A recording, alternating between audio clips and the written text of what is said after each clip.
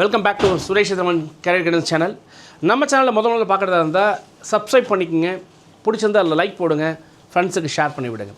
So நிறைய இம்பார்ட்டண்ட்டான contents உங்கள் கரியரை டெவலப் பண்ணுறதுக்காக நம்ம சேனல் தொடர்ந்து கொடுத்துக்கிட்டே இருக்கோம். ஸோ இன்றைக்கி நம்ம என்ன அப்படின்னா, இந்த ரவுண்டு 3 முடிவில் என்ன நடந்துச்சு, இன்ஜினியரிங்க்கு வந்து இவ்வளோ வேக்கன்சி இருந்தும் ஏன் ஸ்டூடெண்ட்ஸ் இதை கரெக்டாக ஆப் பண்ணல, என்ன காரணமாக இருக்கும், என்ன நடந்தது அப்படிங்கிறதையும், தேர்ட் ரவுண்டோடைய புள்ளி விவரங்கள் என்ன அப்படிங்கிறதையும் நம்ம இந்த வீடியோவில் பார்க்கலாம். ஸோ டிஎன்இஏ 2026 ரவுண்டு 3 என்ன நடந்திருக்கு அப்படின்னா, total number of engineering seats சொன்னால் இங்கே நம்ம ஜென்ரல் கோட்டா மட்டும்தான் நம்ம எடுத்துருக்கிறோம். இதில் நம்ம வெக்கேஷனலோ other special quota like sports இந்த மாதிரி விஷயங்கள் நம்ம உள்ளே எடுத்துக்கல. ஸோ இந்த ஜென்ரல் கோட்டாக்குள்ளே இருக்கக்கூடிய 7.5 கேட்டகரியை நம்ம பிரித்து எடுத்துருக்கிறோம்.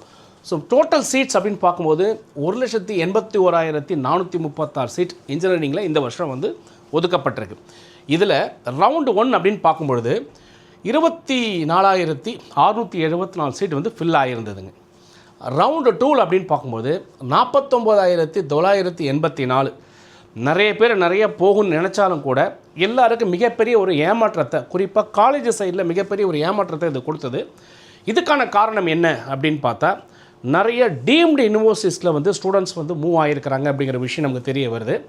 ரெண்டாவது, அப்ளிகேஷன்ஸ் போட்டு எல்லாம் பண்ணியிருந்தாலும் ஏற்கனவே பல பேர் மேனேஜ்மெண்ட்லேயும் போய் ஜாயின் பண்ணி அப்ளிகேஷன்ஸ் இங்கே போட்டிருக்காங்க அப்படிங்கிற தகவல் கிடச்சிது. இதே நிலைமை தான் தேர்ட் ரவுண்ட்லேயும் நடந்திருக்குதுங்க. ரவுண்டு 3 அப்படின்னு எடுத்திங்கன்னா 56,294 பேர் ரவுண்ட் 3ல சீட் எடுத்திருக்காங்க. பட் இதில் எத்தனை பேர் வெளியில் போவாங்க அப்படின்னு பார்த்தா, கண்டிப்பாக இதுலேருந்து ஒரு 5,000 பேர்னாச்சும் வெளியில் போகிறதுக்கான வாய்ப்புகள் இருக்குது. ஏன்னா அவங்க ஆல்ரெடி அக்செப்டன்ஸ் வாங்கியிருந்தாலும் சில கல்லூரிக்கு போய் ரிப்போர்ட் பண்ணுறதுக்கான வாய்ப்புகள் குறையும் அப்படிங்கிறத நம்ம பார்க்குறோம். ஸோ அது எந்தெந்த காலேஜுக்கு அந்த மாதிரி வாய்ப்புகள் குறைய போகுது அப்படிங்கிறது நமக்கு தெரியாது. பட் ஸ்டில் 56,000 பேருக்கு நம்ம ஆர்டரே கொடுத்துருந்தாலும் 51,000 பேர் தான் ஃபைனலாக எடுப்பாங்கன்னு பார்க்கணும்.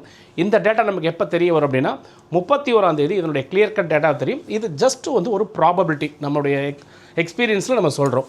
இந்த வருஷம் ரவுண்டு 3 முடிஞ்ச போதிலும் எவ்வளோ சீட் வேக்கன்ட் இருக்கும் அப்படின்னு பார்த்தீங்கன்னா, கிட்டத்தட்ட 52,094 சீட்ஸ், அப்ராக்சிமேட்லி 50,000 சீட்டு கண்டிப்பாக வேக்கண்ட் ஆகும்.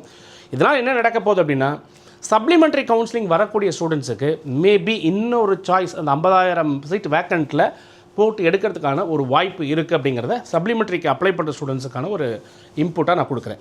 இதே மாதிரி 7.5 அதாவது கவர்மெண்ட் கோட்டாவில் ஃபுல் ஃப்ரீயாக படிக்கக்கூடிய ஸ்டூடெண்ட்ஸ் அப்படின்னு பார்த்தா கிட்டத்தட்ட 14,642 சீட்டு ஒதுக்கப்பட்டிருக்கு. இந்த 14,642 சீட்டில் ஃபஸ்ட் ரவுண்டு ஸ்டூடெண்ட்ஸ் எடுத்து காலேஜில் போய் ஜாயின் பண்ணது 2,177 பேர் ஜாயின் பண்ணியிருக்கிறாங்க. ரவுண்டு 2ல் 9,967 பேர் போய் ஜாயின் பண்ணியிருக்கிறாங்க. ஸோ ரவுண்டு 3ல் பார்ட்டிசிபேஷன்ஸ் நிறையா இருந்தாலும் கூட வெறும் 1,610 பேர் தான் கவர்மெண்ட்டில் ஆப் பண்ணி எடுத்திருக்காங்க. அப்படின்னா என்ன அப்படின்னா, 2,000 சீட்டு இருந்த போதிலும் நிறைய ஸ்டூடெண்ட்ஸுக்கு சில காலேஜ் பிடிக்காதனால அந்த காலேஜை அவங்க ஏற்றுக்கலை அப்படிங்கிற ஒரு விஷயம் இங்கே அண்டர்லைன் பண்ணக்கூடிய விஷயமா இருக்குது.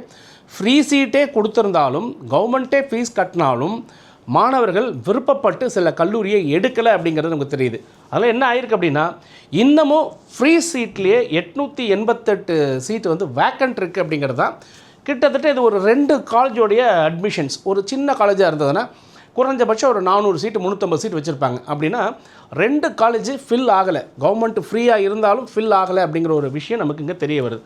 அப்போது டோட்டலாக 7.5% கீழ் மாணவர்கள் விருப்பப்பட்டு எடுத்தது எவ்வளோ அப்படின்னு கேட்டிங்கன்னா 13,754 சீட்டு தான். எத்தனை சீட் இருந்த போதிலும் 14,642 சீட் இருந்த போதிலும். ஸோ இது ஒரு கவலைக்கிடமான விஷயமாக தான் இருக்குது. அப்போ என்னென்னா, குவாலிட்டி ஆஃப் எஜுகேஷன் அப்படிங்கிறது இன்னும் சில கல்லூரிகளில் மேம்படணும் அப்படிங்கிறது நமக்கு நல்லாவே தெரிய வருதுங்க. இந்த ரவுண்டு 3 ஸ்டார்ட் ஆகும்போது கிட்டத்தட்ட 1,06,583 சீட் இருந்ததுங்க. அப்போனா என்ன நினச்சோம் அப்படின்னா, காலேஜ் எல்லாம் கண்டிப்பாக ஃபில் ஆயிரும், எப்படியும் ஒரு நல்லா இருக்கும் அப்படிங்கிற ஒரு ஃபீல் இருந்துச்சு. நிறைய காலேஜ்காரங்களுக்கு நம்ம சீட் ஃபில் ஆகிற ஒரு நம்பிக்கையில் இருந்தாங்க. ஆனால் நடந்தது என்ன அப்படின்னு கேட்டிங்கன்னா, கிட்டத்தட்ட இந்த சாய்ஸ் ஃபில்லிங்லே 37,943 பேர் உள்ளே வரவே இல்லைங்க. விருப்பமே தெரிவிக்க ஜஸ்ட் அப்ளிகேஷன் போட்டிருக்காங்க. ஆனால் உள்ளே அவங்க சீட் அலாட்மெண்ட் அப்படிங்கிறதுக்கு சாய்ஸ் ஃபில்லிங்க்கு வரவே இல்லை. அங்கேயே கிட்டத்தட்ட ஒரு 40,000 பேர் வெளில போயிட்டாங்க. அப்ராக்சிமேட்லி 38,000 பேர் அங்கேயே வெளில போயிட்டாங்க. பார்ட்டிசிபேஷனில் உள்ளே வந்தது எவ்வளோ அப்படின்னு பார்த்தீங்கன்னா, 68,640 பேர் பார்ட்டிசிபேஷனில் உள்ளே வந்தாங்க. சரி, இவங்கனாச்சும் கரெக்டாக சீட் எடுத்தாங்களான்னு பார்த்தீங்கன்னா, அந்த சாய்ஸ் ஃபில்லிங் போட்டு சரியான கல்லூரி கிடைக்காதனாலேயோ அல்லது அவங்களுக்கு வந்து ஏற்கனவே மேனேஜ்மெண்ட்டில் போய் ஜாயின் பண்ணியிருக்காங்களோ அல்லது ஏற்கனவே எங்கே டீம் யூனிவர்சிட்டி ஜாயின் பண்ணியிருக்காங்களோ என்ன நடந்துச்சுன்னு தெரில. இந்த 12,347 பேர் அங்கேயே ஓடி போயிட்டாங்க. இவங்க வந்து சாய்ஸ் ஃபில்லிங்குள்ளே உள்ளே வந்தும் விருப்பம் தெரிவிக்காமல் போயிட்டாங்க. என்ன நடந்துச்சு அப்படின்னு கேட்டிங்கன்னா, இந்த அலாட்மெண்ட் அப்படிங்கக்கூடிய ஆர்டரில் வந்து ப்ரொவிஷனல் அலாட்மெண்ட் எவ்வளோ நடந்துச்சு அப்படின்னா, ஜென்ரல் கோட்டாவில் 48,501 பேருக்கு தான் ப்ரொவிஷனல் அலாட்மெண்ட், அதாவது விருப்பம் தெரிவித்து கல்லூரியில் போய் சேர்றேன்னு சொன்னது 48,501 பேர் தான் சேர்றேன்னு சொன்னாங்க. அப்போர்டு கொடுத்து வெயிட் பண்ணிட்டு இருக்கிறது பார்த்தீங்கன்னா வெறும் 6,183 தான். இது மிக மிக மிக குறைவான ஒரு விஷயமா இருக்குது போன வருஷத்தில் கம்பேர் பண்ணும்பொழுது. அதனால் அப்போர்டில் பெருசாக காலேஜுக்கு நிறைய வந்து சீட் கிடைக்கும் அப்படின்னு நம்பிட்டு இருந்தாலும் கூட அதில் மிகப்பெரிய மூமெண்ட்ஸ் போகிறதுக்கான வாய்ப்புகள் இல்லை அப்படிங்கிறது நமக்கு நல்லாவே தெரியுது. அதே மாதிரி 7.5 ஃப்ரீ தானே சார் வந்து ஜாயின் பண்ணிடுவாங்க அப்படின்னு பார்த்தாலும் 1,172 பேர் தான் ப்ரொவிஷனல் அலாட்மெண்ட் எடுத்துருக்குறாங்க. இதில் அப்போர்டு கொடுத்த 438 பேர் வந்து வெயிட் பண்ணிகிட்ருக்காங்க. ஒருவேளை இந்த அப்போர்டில் அந்த ஸ்டூடெண்ட்ஸுக்கு நல்ல விருப்பமில்லாத காலேஜ் வந்துருச்சுன்னா இவங்க போய் ஜாயின் பண்ணுவாங்களா அப்படிங்கிறது ஒரு மிகப்பெரிய ஒரு கேள்விக்கிட்டே இருக்குது. அதே மாதிரி இந்த 6,183 பேர் அப்போர்டு கொடுத்துருந்தாலும் இவங்க அத்தனை பேரும் போய் ஜாயின் பண்ணுவாங்களா அப்படிங்கிறதும் இன்னும் மிகப்பெரிய கேள்விக்குறியாக இருக்குது. ஸோ மொத்தத்தில் 3rd ரவுண்டில் என்ன நடந்திருக்கு அப்படின்னா, நிறைய ஸ்டூடெண்ட்ஸ் விருப்பம் தெரிவித்து ஜாயின் பண்ணாமல் இருக்கிறாங்க அப்படிங்கிற ஒரு பாட்டு தெரிய வருது. ஸோ இன்ஜினியரிங் அப்படிங்கிற பாயிண்டில் வந்து 2 விஷயம் நம்ம பார்க்குறோம். ஒன்று, நல்ல குவாலிட்டியாக கொடுக்கக்கூடிய எஜுகேஷன் சிஸ்டம் அப்படிங்கக்கூடிய கல்லூரிகள் கண்டிப்பாக மேலே வர்றதுக்கான வாய்ப்பு இருக்குது. ஜஸ்ட் லைக் தட் அப்படிங்கிற மாதிரி ஒரு காலேஜ் ரன் ஆச்சு அப்படின்னா ஃப்யூச்சரில் மிகப்பெரிய ஒரு கேள்விக்குறி வரும் அப்படிங்கிறது நமக்கு நல்லாவே தெரியுது. ஸோ குவாலிட்டி பேஸ்டுக்கான எஜுகேஷனை நோக்கி தான் நம்ம எல்லாருமே நகரணும். அதுவும் ஸ்கில் பேஸ்டு எஜுகேஷனாக இருக்கணும். அது நல்ல ஒரு ஜாபை கொடுக்கக்கூடிய ஒரு எஜுகேஷனாக இருக்கணும். கரண்ட் டெக்னாலஜி கொடுத்த எஜுகேஷனாக இருக்கணும். நல்ல ஃபேக்கல்ட்டிஸ் இருக்கணும். இந்த மாதிரி விஷயங்கள் தான் ஸ்டூடெண்ட்ஸ் நிறைய பேர் வந்து தேர்வு பண்ணியிருக்காங்க அப்படிங்கிற நமக்கு தெரிய வருது. ஸோ எனிவே ரவுண்டு 3 ஸ்டாட்டிக்ஸ் அப்படிங்கிறது வந்து நம்ம 31ஆம் தேதி கிடைக்கும். தமிழகத்தில் இந்த வருஷம் என்ஜினியரிங் எப்படி இருந்திருக்குங்கிறத இன்னும் சில நாள் கழித்து இன்னும் தெளிவாக நம்ம பார்க்கலாம். But anyway wish you all the best dear students. உங்களுக்கு நீங்கள் நினச்ச மாதிரி நல்ல காலேஜ் கிடைக்கணும்.